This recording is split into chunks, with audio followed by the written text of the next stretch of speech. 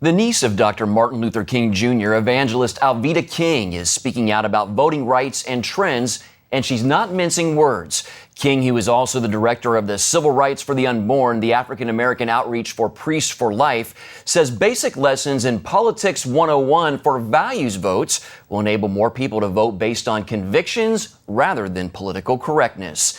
Alveda King joins us now via Skype. Alveda, you have expressed concern that so many African Americans who are spiritually conservative and Catholics who are pro-life by nature vote en masse for pro-abortion and anti-family values candidates. Why do you think that's a trend? I began to wonder, it was so puzzling. Why is it that people are generally pro-life, pro-family values, pro-good education, even charter schools and things like that, keep voting for political candidates who are totally against all of those issues? And so I really found out firsthand again. I should have already known. But when my son and I went to vote in Georgia, in the Georgia primary several weeks ago now, well, you have different types of primaries, the open, the closed, the hybrid, the winner takes all. There are various types of primaries. However, when you go into a poll and you say, I want a ballot, and somebody says to you, well, here's our ballot. And I look at the ballot and the candidate that I want to vote for is not on the ballot. And this really happened. So I says, well, give me an independent ballot. Well, there's no candidate on the independent ballot. And then out of frustration, I said, well, let me look at all the ballots. And so then I realized there were 3 different ballots. I have reports from other people who say they go in to vote and they're told, I want to vote. And then they ask to see all the candidates, and someone says, well, if you want to vote for someone on another ticket other than the Democrat ticket who only has 2 candidates, then you have to sign a paper and say you're no longer a Democrat. So trying to say to someone, scare them and say, you have to leave your party if you want to vote this way. And so people are absolutely confused, and that's how people are herded into voting for various candidates without having all the facts. Now, I read a news release in which you talked about your experience with the Georgia presidential primary, and you said you felt like you were almost shamed into wanting to vote on a different ballot, and then you yourself spoke out loud and said, I want to vote for a ballot that has Dr. Carson on it. Talk about that.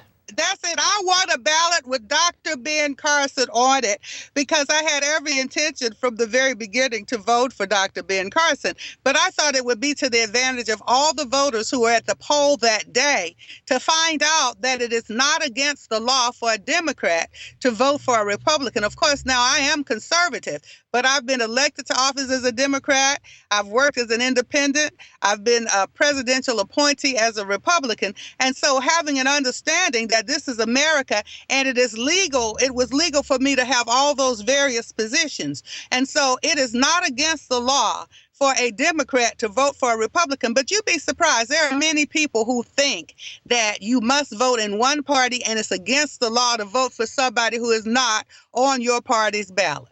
Now, you're trying to clear up the confusion, and you've launched a voter information campaign that includes Meet the Candidates and Know Your Voting Rights. Talk about the campaign and where can voters find this material? Well, it's called Politics 101.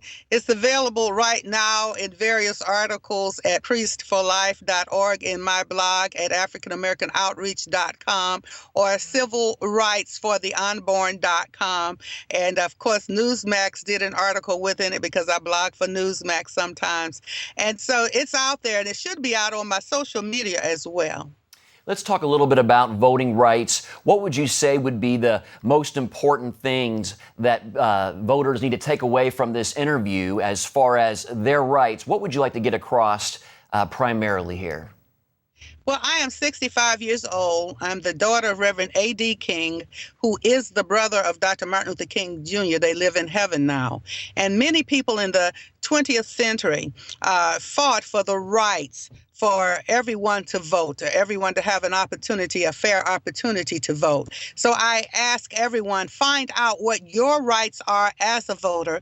Do not stay at home. If you're not registered, please register. I know people who are registered, intelligent, tax-paying citizens who are voters, and several people will say, oh, I didn't vote this time. And so please don't let that apathy overtake you. Too many people fought, and some even died for our rights as citizens to vote. And that's certainly definitely true for African Americans, but all Americans. This is a democracy. We have a right to vote. So please vote. I tend to vote pro-life, and that's what I do.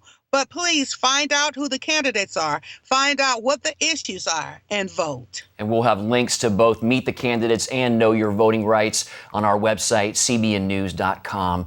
Thank you, Alveda, for your time and insight. We really appreciate it. Thank you for this opportunity.